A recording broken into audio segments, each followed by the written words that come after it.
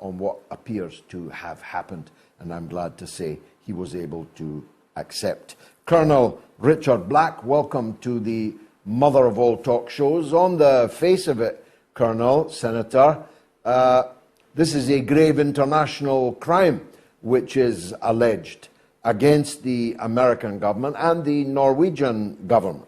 Will any consequences likely follow? Well, I doubt that there will be consequences, but there is no doubt that it is a grave criminal act. Here you had $22 billion that were plowed into building the Nord Stream 2 pipeline. It was a partnership that involved principally, the two big principals were Germany and Russia. And it was designed to facilitate and enhance the prosperity in both countries. The gas would come from Russia, it would flow into Germany. Now, the natural gas is the key ingredient that forms the foundational chemicals that are then used to produce other chemicals down the line, various successions. Germany's economy is very reliant on a huge, powerful chemical industry. It goes back hundreds of years. The Germans have been some of the greatest chemists in history, and without the inexpensive natural gas, you don't have the foundational element. So this was something that was going to benefit the Russian people and the German people, and it was completed. The entire project was completed over quite a number of years, $20 billion. And the United States had several interests. One is the U.S. was concerned that somehow Russia would have a lot more bargaining power if they supplied the oil, or rather the gas, to Europe. So that was a big issue. Another issue is the fact that the United States very recently, like within the last 15 years, has created a very major natural gas industry. Now, we always had natural gas, but we created an industry that liquefied the natural gas so that it could be shipped overseas. And that meant that Europe was a huge market. Now, the problem is that the American liquefied natural gas is multiple times as expensive as the piped in natural gas from Russia. So there's no way that we could compete economically in a capitalistic sense. So the only way that we could do it would be to cut off the supply of gas coming in from Russia. And that is what we did. Now,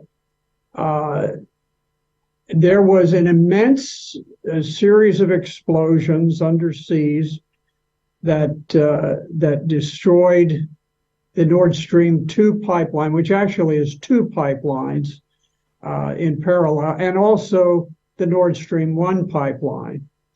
And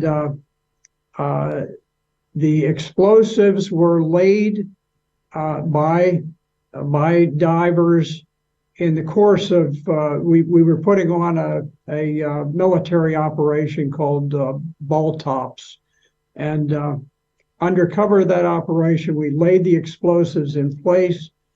And then under the insistence of the White House, we wanted to make sure that we could set them off at any time so that we could make sure that the explosions took place in a way that would not distract from other things happening, or perhaps would be overlooked because other things would be happening. And so Seymour Hersh, well, first of all, when the explosions took place, there was an intercept received a a text message from Liz Truss, who at the time was the prime minister, and she sent a very short, cryptic message to Anthony Blinken, the Secretary of State, and she said, "It's done." Now, she said that just moments after the explosions took place. So we knew, obviously, she knew that the mission was complete. She was informing him. There was a lot of speculation. Did the United Kingdom actually carry out the mission? But now Seymour Hersh has laid out with enormous precision how the action was carried. American divers are trained, and that those American divers carried out the operation, putting the explosives in place. Then later, several months afterwards, a Norwegian plane flew over, dropped into the water, this kind of a sonobuoy that was able to push a certain frequency signal that would sort of overcome all of the other possible signals. And the Norwegians actually set off the detonation, or at least they put in place the mechanism to do it. The U.S. ordered the detonation, and we destroyed the pipelines. There was a great debate within the insiders who were planning this operation. There was considerable opposition because it is an act of war to destroy a major facet of capital infrastructure of a foreign nation. So it was an act of war against Russia, but it was also an act of war against Germany. And now Norway benefited greatly because Norway is a tremendous producer of oil and natural gas.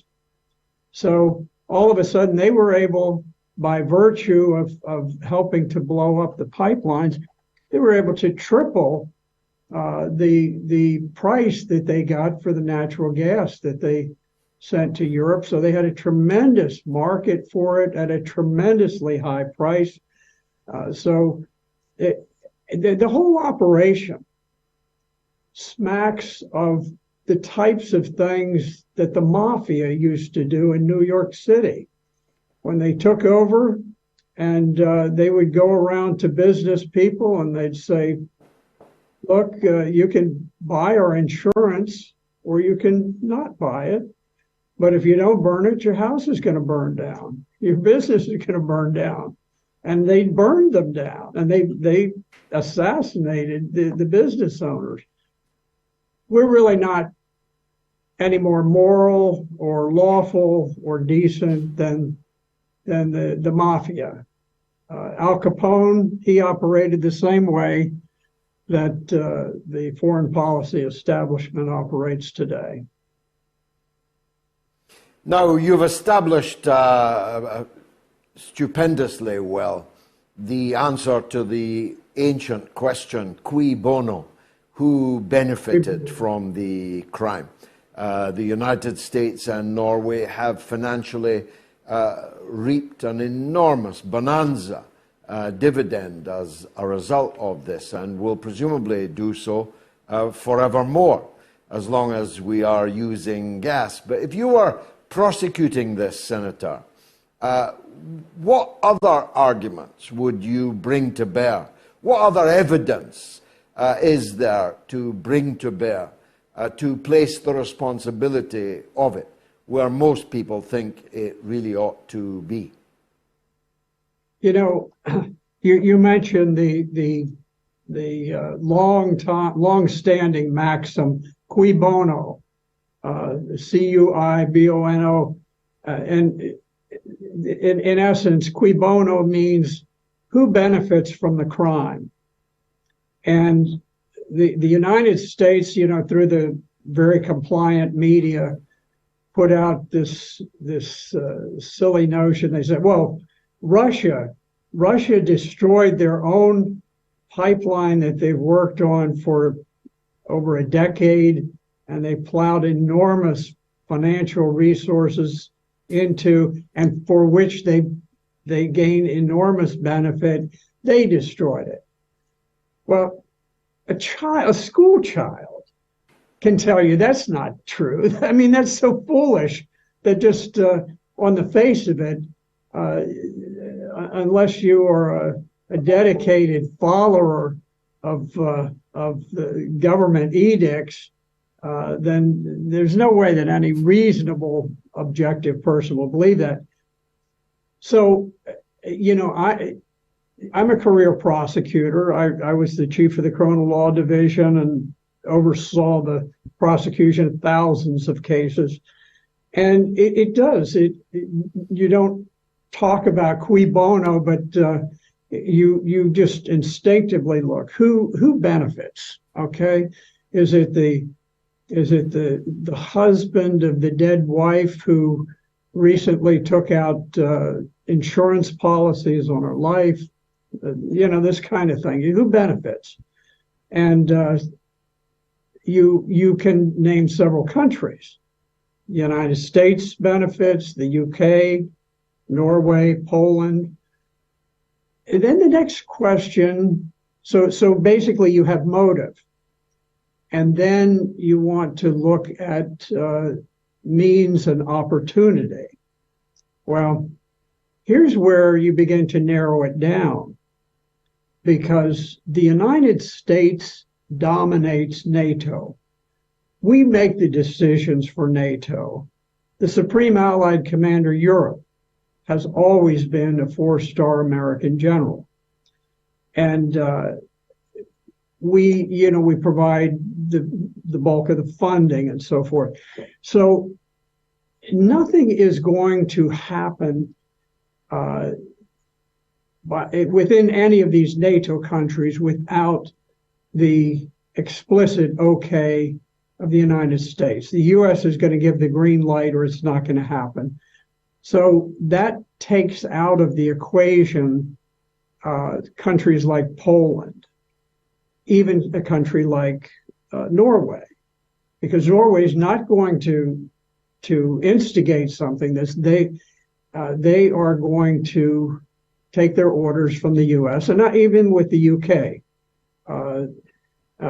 You can get to a country like Ukraine. Ukraine doesn't have the means to carry this out. And at the same time, if they do something that crosses the U.S., we can cut off their access to arms and supplies, and they die. I mean, they're essentially a welfare state, totally financed and supported by the United States and the West. Let me tell you, in terms of the proof, you mentioned the proof. Now, it's important to know who Seymour Hersh is. Seymour Hersh is the gold standard in investigative journalism. I have studied his works for many years now. I can't tell you whether he is personally a liberal or a conservative. He doesn't have an axe to grind, but he loves good journalism, and he has some very strict policies. And one of them is that he will not report on something unless he personally conducts a face-to-face interview and takes the information from the top governmental officials that provide it to him. He's got an incredible knack for linking up with people in the White House, in the Pentagon, State Department, all sorts of organizations, domestic and overseas. He does not speculate. Now, whenever the governments are trying to smear him, they always say, well, he's a conspiracy theorist. He doesn't theorize anything. He reports, and he reports with exquisite accuracy what top government inside officials tell him and what he can confirm from talking to others, because not everyone is going to have a completely accurate story. But you talk to 3, you talk to 4 or 5 people, and where their information intersects, you know, okay, that's a data point that's absolutely certain. And if you read, as Tucker Carlson did, Tucker Carlson gave quite a good discussion of this. And as he said, if you look and you see the incredible detail and the insight into every conversation and every particular of the entire conspiracy, the plot to carry out the greatest terrorist act since 9/11, then Tucker Carlson, who never says this, he said, you cannot read this report without knowing that it's true. And I agree with that. I've read many of his reports, and it's not unusual that he would have to, he usually doesn't come up with the conclusions, but he will lay out the information and you arrive at conclusions. But in this case, there really is nothing, no room for supposition. It's all laid out in great detail. And of course, Colonel, the repeated statements by Victoria Nuland and by Joe Biden themselves, long before the explosion, that the pipeline would not be permitted to go on to be operated. So what we have is a grave international crime, a crime of international terrorism.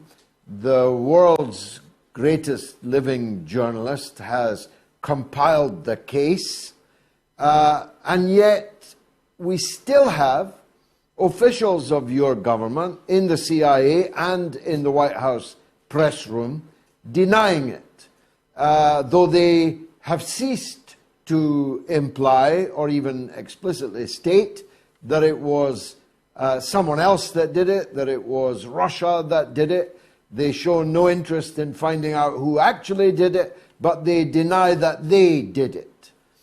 And yet, right at the beginning of this interview, you said, and many people's hearts will have sunk, that there will be no consequences. What that means then is that the rule of law that they're always talking about, the rules-based order that they're always talking about, simply no longer exist. Well, I think to a great degree that is true. We're talking about power politics. The whole war in Ukraine has nothing to do with right or wrong. It has to do with geopolitical advantage. And the State Department and Pentagon, the White House, have made a decision. They've basically adopted the decision of President Barack Obama when he was in power, that we needed to damage Russia, perhaps to take it over, perhaps to dismantle it. But in any event, we needed to make things sufficiently impossible for Russia that we compelled them to join the very major war that was already underway. Now, just to recap a little, the United States in 2014 coupled up with the United Kingdom, and we conducted a coup to overthrow the government of Kiev, the duly elected, popularly elected government of Yushchenko. I can't pronounce his name, but anyway, the president at the time, he was overthrown. He fled. in a very violent coup that murdered a great number of people, some of them police officers, some of them just people who opposed the overthrow of the government. And the CIA was involved in it. Victoria Nuland, who was with the U.S. State Department at a high level, she was on the ground. She was conducting discussions about who should be the ministers of the new government, and she was doing this even before the outgoing president had been thrown out of office. And so we put in place a revolutionary junta. The revolutionary junta promptly amended the Ukrainian constitution. That constitution had previously had that Ukrainian was the first language of the country, Russian was the second language. The reason for that is that a huge portion of Ukraine's citizens are Russians. They follow the history, the culture, all of these things of Russia, and they speak Russian. And so when this happened, you can imagine if somebody told all of your English listeners, okay, next week, if you want to transact business, if you want to get a driver's license, if you want to teach school, you have to begin speaking German. And otherwise, we're not going to help you, and we're going to fire your teachers. And so, well, people would rebel in a minute. And this is what happened. The people in the Donbass and in Crimea, they almost all spoke Russian as their native language. Many of them didn't speak Ukrainian at all. And so they said, okay, we're going to declare independence. They did.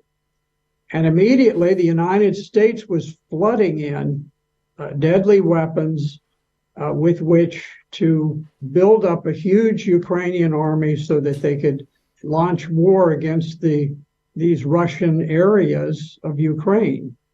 And they did so, and that war raged. This was not a real small war. There were 14,000 people killed, most of them civilians, because there weren't a lot of military targets in the Donbass. 14,000 people were killed over a 7-year period, and Russia had avoided being drawn into the war. They didn't want a war.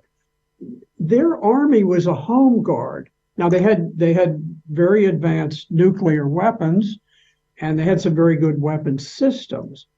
But the army was not an expeditionary force like that of the UK or of the United States. Our forces go off all over the place and they make wars in all different countries. Russia didn't do that. Russia wasn't going out attacking other countries. So it went for 7 years standing on the sidelines before it finally was clear that Ukraine was about to launch a massive attack on the Russian citizens, or not citizens, they were citizens of Ukraine, but they were Russian people right on the border of Russia, and they were about to be attacked by the Ukrainians.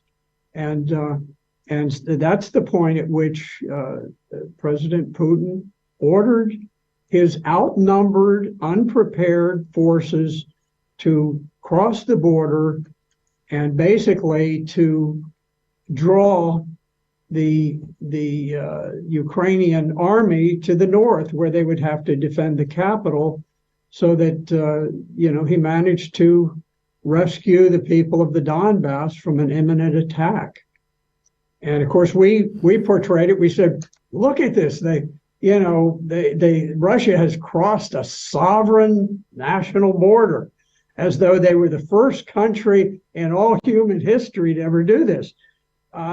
Meanwhile, we're ignoring the fact that can you think of a few places we did it? How about Iraq? How about Syria? How about Serbia? How Colonel, about Libya? He Colonel, goes on. Colonel, Yeah.